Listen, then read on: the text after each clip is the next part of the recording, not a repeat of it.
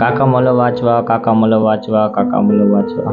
ये एक मराठी भाषा है जिसका अर्थ है काका मुझे बचाओ, काका मुझे बचाओ, काका मुझे बचाओ। इसे सुनते ही हमें एक फोर्ट की याद आती है, शनिवार वाला, जहाँ पे 6 बजे के बाद किसी को जाने नहीं दिया जाता है। इसका कारण है ये फोर्ट हॉन्टेड है। ईयर 1773 में शनिवार वाला की गादी 15 साल के नारायण राव को मिलती है। अब उनके एक चाचा थे जिसका नाम था रघुनाथ राव, जो उसके पिता जिंदा थे तब से उसकी गादी हड़पना चाहते थे। रघुनाथ राव की एक वाइफ थी जिसका नाम था आनंदी, जो रघुनाथ राव से भी बहुत ज्यादा खतरनाक थी। अब रघुनाथ राव और आनंदी दोनों गादी को पाने के लिए उसकी प्लानिंग में लग जाते। वो किसी भी हाल में उसको गादी हड़पनी थी। तब क्या था कि ऐसी सीक्रेट बातें होती या किसी खत या लेटर के द्वारा दूसरे को भेजी जाती क्योंकि कोई सुन ना ले। तब वहाँ के जो सैनिक थे, सोल्जर, वो रघुनाथ राव के साथ मिले हुए थे। अब ये जो सैनिक थे वो लेटर लेके आनंदीबाई को देते। लेटर में लिखा हुआ होता है कि नारायण राव को पकड़ो, मतलब त्यारा धरा जो मराठी में बोलते।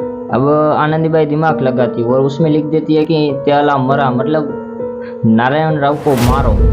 लेटर जो अफगान सोल्जर्स के पास पहुंचता है जिसमें लिखा था कि त्याला मरा मतलब नारायण राव को मारो।